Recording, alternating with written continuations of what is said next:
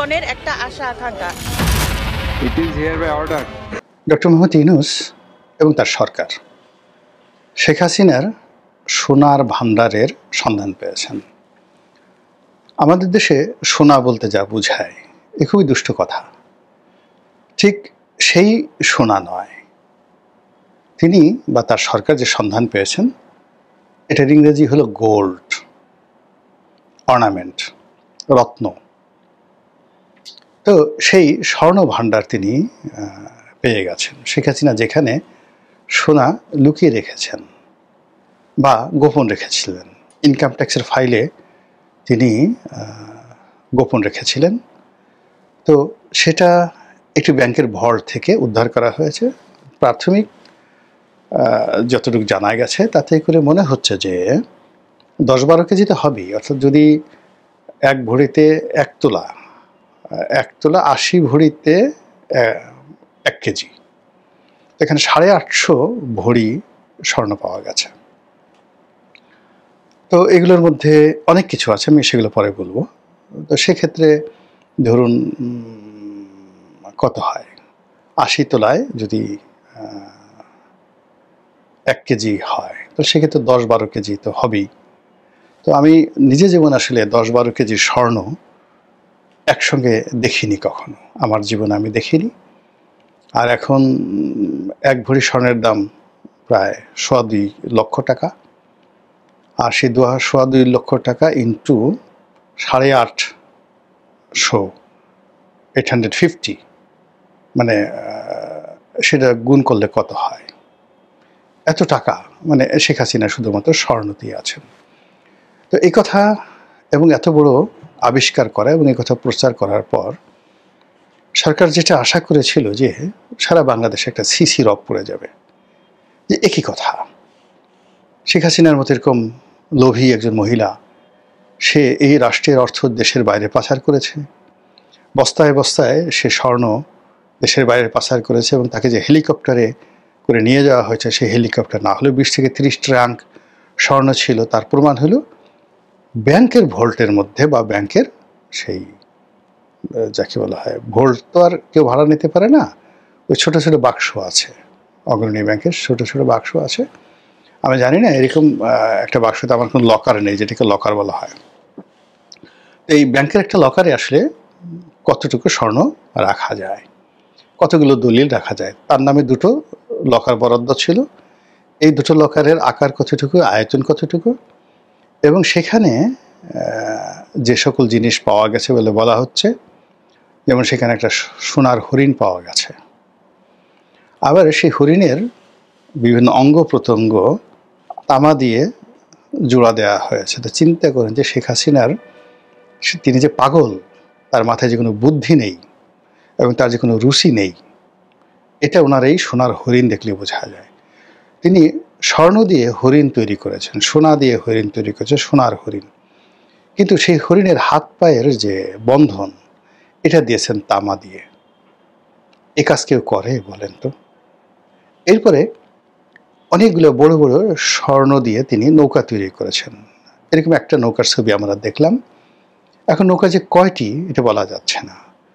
তো এখন ওই যে নৌকা এবং হরিণ, এই হরিণটা কত বড় হরিণ, সাইজ কি, এই কারণে হলো পত্রিকা আমরা যে ছবি দেখেছি, তাহলে তো আমরা যেমন, আমি একজন এমপি হয়েছি, এমপি হওয়ার পরে অনেকে স্বর্ণের নৌকা, কোটপিন আমাকে উপহার দিয়েছে। এটা আওয়ামী লীগের অহরহ। আমার কাছে বাসায় এরকম 20-25টি এরকম স্বর্ণের নৌকা আছে, আমি এগুলো কখনো ব্যবহার করি না।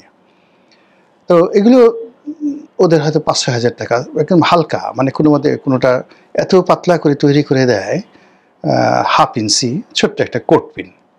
কিন্তু এটাকে যদি আপনি তৈরি মানে ছবি তুলতে চান, এটাকে এত বড় করে আপনি ছবি তুলতে পারবেন, দেখে মনে হবে যে অন্তত 1 কেজি দিয়ে একটা স্বর্ণের নৌকা তৈরি করে গোলাম মোল্লা রনিকে দেওয়া হয়েছে। তো কাজেই আসলে ওখানে বলতে হবে যে ওই স্বর্ণের যে হরিণটি বা স্বর্ণের যে নৌকাটি, এটার আকার কি, আয়তন কি, এবং সেই আকার আয়তন মানে ব্যাংকের যে লকার, সেই লকারে ঢুকে কিনা, 1। 2 নম্বর হলো এখানে 10 কেজি বা 12 কেজি স্বর্ণের গহনা। আপনি যদি সলিড গোল্ড হয়, বার হয়, তাহলে 10 কেজি সলিড গোল্ডের যে বার, এটা রাখার জন্য খুব বেশি জায়গা দরকার হয় না। তো কিন্তু যদি আপনাকে 10 কেজির আপনার গহনা হয় বা বিভিন্ন ইনস্ট্রুমেন্ট হয়, তাহলে এখানে দেখা গেল যে বিরাট একটি আলমারি, 10-12টা ট্রাঙ্ক দরকার হতে পারে।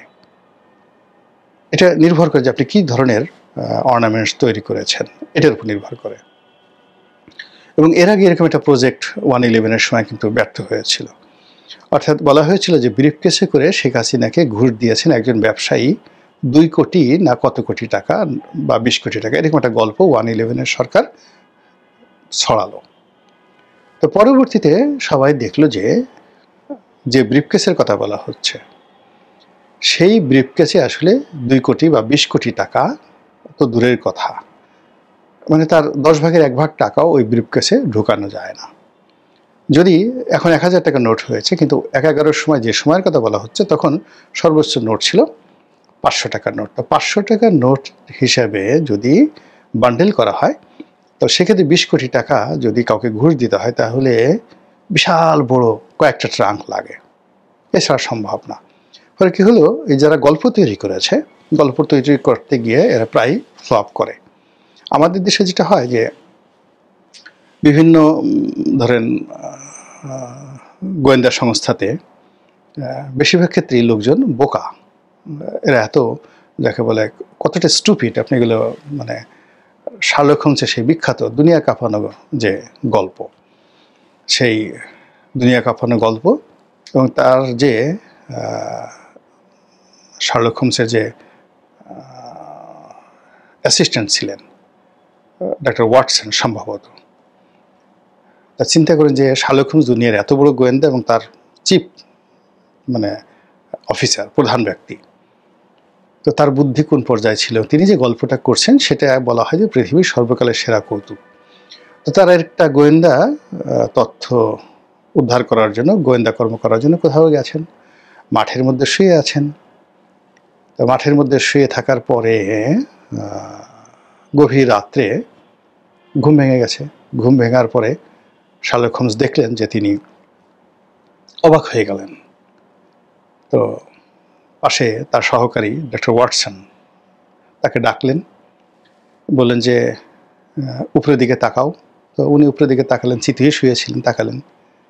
জি স্যার, তাকিয়েছি। কিছু দেখতে পাচ্ছ? বলে হ্যাঁ দেখতে পাচ্ছি। কি দেখতে পাচ্ছ?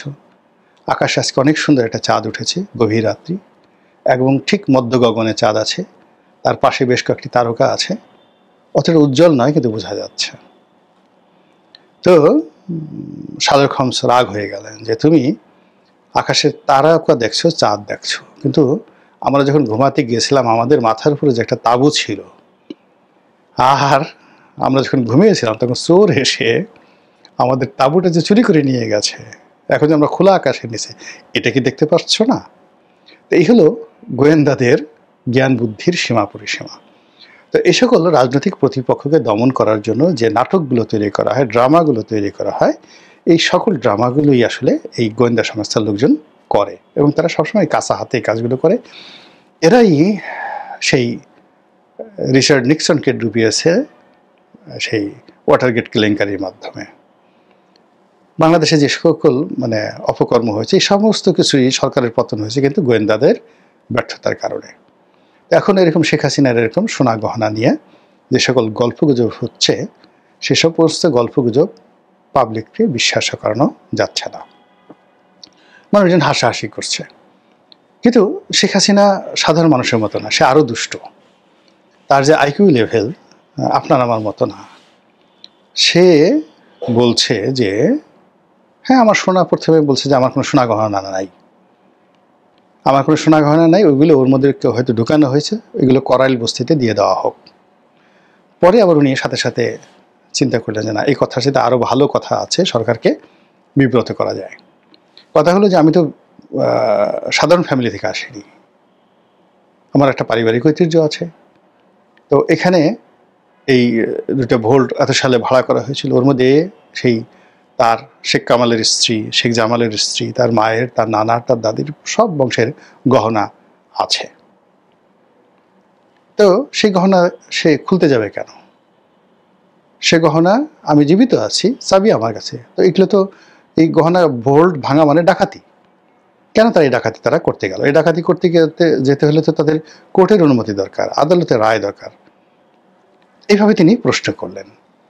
তারপর তিনি বললেন যে আমার তো আরও গহনা ছিল, সুধা সদনে আমার গহনা ছিল, সেখানে হীরার গহনা ছিল, গণভবনে আমার গহনা ছিল, হীরার গহনা ছিল, আমি ওগুলো আনতে পারিনি, ওগুলো ওখানে রয়েছিল, এগুলোতে লুট হয়েছে। আমি শুনছি যে ডক্টর মোহাম্মদ ইউনূসের মেয়েও নাকি ওখানে গিয়েছিল, ডক্টর ইউনূস নিজেও গিয়েছিল। আপনি বুঝতে পারেন যে দুষ্টামি কোন পর্যায়ের। ডক্টর মোহাম্মদ ইউনূস গণভবনে গেছে, গিয়ে শেখ হাসিনা হীরার গহনা নিয়ে গেছে, আর ডক্টর ইউনূসের মেয়েও সেখানে গিয়ে হীরার গহনা নিয়ে গেছে।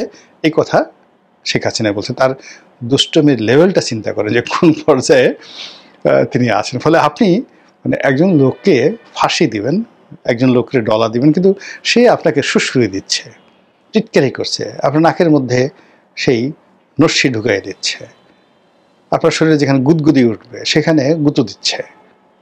এবং শেখ হাসিনাকে আপনি যা কিছুই করছেন, জেল দিচ্ছেন, ফাঁস দিচ্ছেন, প্রায় সব জিনিসগুলো নিয়ে তিনি স্যাটায়ার করছেন। কই আপনি দেখবেন যে সে হাওমা করে কাঁদছে, ওরে বাবা গো, ওরে মা গো, এখন আমার কি হবে গো, আমাকে উদ্ধার করো গো, মাপ চাই গো, আর না আর না। তা না করে সে সব কিছুতেই স্যাটায়ার করছে। এটা কিন্তু ভয়ঙ্কর, ভীষণ রকম ভয়ঙ্কর। যারা শেখ হাসিনাকে বিব্রত করতে যাচ্ছেন তাদের জন্য মারাত্মক একটি মানে দুঃসংবাদ যে এই কাজগুলো হচ্ছে। আর অন্যদিকে কাউন্টারলি এখন দেখা যাচ্ছে যে এই যে বাংলাদেশে শেখ হাসিনার স্বর্ণ উদ্ধার হয়েছে, এটা হয়তো বাংলাদেশের পত্রপত্রিকা সীমিত আকারে ছাপাচ্ছে বা বলছে। আমাদের এই দেশের মানুষের মধ্যে কেউ বিশ্বাস করছে, কেউ করছে না, কেউ ঘৃণা জানাচ্ছে, কেউ সমর্থন জানাচ্ছে, কেউ এটাকে মানে নাটক বলছে, ইত্যাদি ইত্যাদি নানা রকম। কিন্তু শেখ হাসিনা যে কথাগুলো, ডক্টর মোহাম্মদ ইউনূস, তার ব্যাংক অ্যাকাউন্ট, তার আয়করের ফাইল, তার কোন ব্যাংকে কত টাকা আছে, কোন ট্যাক্সে কোনটার কি ট্যাক্স, কত 4,000 কোটি টাকা গ্রামীণ ট্রাস্ট, ইত্যাদি ইত্যাদি, প্রায় প্রতিদিনই তিনি যেভাবে ডক্টর মোহাম্মদ ইউনূসের আর্থিক বিষয়াদি নিয়ে বক্তব্য দিয়ে তাকে যেভাবে ভাইরাল করে দিচ্ছেন, এতে করে এই বেচারা সারা দুনিয়াতে, এই যে একজন নোবেল লরিয়েট হিসেবে যে কোনো একটা মানুষের কাছে ধরেন যদি 5,000 কোটি টাকা থাকে, 5,000 crore শুধুমাত্র যদি বলা হয়, নিশ্চয়ই অ্যাবাউট $1 বিলিয়ন যদি থাকে বা $500 বিলিয়ন যদি থাকে, আর এই টাকার উপর আপনি ট্যাক্স দিচ্ছেন না, এ কথা পশ্চিমের কোনো দেশকে আপনি বিশ্বাসই করাতে পারবেন না। পশ্চিমাতে আপনি যত কিছু বলেন যে খোদার কসম, কোরআন শরীফ মাথায় দিয়ে আমি বলছি, আমি ইত্যাদি ইত্যাদি সব কিছু মানে যত যুক্তি বলেন না কেন, ইউরোপ আমেরিকার কোনো মানুষকে আপনি ট্যাক্স দিচ্ছেন না, এটা বিশ্বাসই করাতে পারবেন না। ও রাষ্ট্রগুলো চলে ট্যাক্স দিয়ে। ওখানে যারা ভালো মানুষ মানে তাদের 1 নম্বর সার্টিফিকেট হলো যে তারা সরকারকে নিয়মিত ট্যাক্স পরিশোধ করে কিনা। আর ও সকল দেশে, পশ্চিমা দেশে 1 নম্বর ক্রিমিনাল সে হলো যে ট্যাক্স দেয় না। আপনি চুরি করেন, ডাকাতি করেন, বাটপারি করেন, শেয়ার মার্কেট টুট করেন, কিন্তু আপনি ট্যাক্স দিচ্ছেন, you are very good man.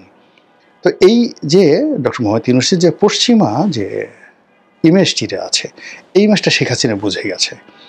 বুঝে গিয়ে তাকে শুধু বারবার প্রমাণ করতে চাচ্ছে যে ডক্টর মোহাম্মদ ইউনূসের বাংলাদেশে এত টাকা আছে, বিদেশে এত টাকা আছে, এবং এই টাকা সে বাংলাদেশেও ট্যাক্স দেয়নি, এবং এই দেশ থেকে টাকা নিয়ে যে বিদেশে সে বিনিয়োগ করেছে সেখানেও কি পরিমাণ ট্যাক্স দিচ্ছে তোমরা খোঁজ খবর নাও। ফলে কি হলো, আমরা বাইরে থেকে দেখছি শেখ হাসিনার স্বর্ণের ভাণ্ডার যাকে বলা হয় উন্মোচন করা হয়েছে, কিন্তু শেখ হাসিনা সুকৌশলে কয়জনের স্বর্ণ ধরে টান দিয়েছেন, সোনা ধরে টান দিয়েছেন। এটা যাদের সোনায় টান পড়েছে তারা বুঝতে পারছেন যে বেদনাটা কোন জায়গাতে। রাজনীতির নাটক চলছে, রাজনীতির খেলাধুলা চলছে, সাসপেন্স চলছে। দেখা যাক কি পরিণতি হয় আর আমরা কতটা বিনোদিত হই।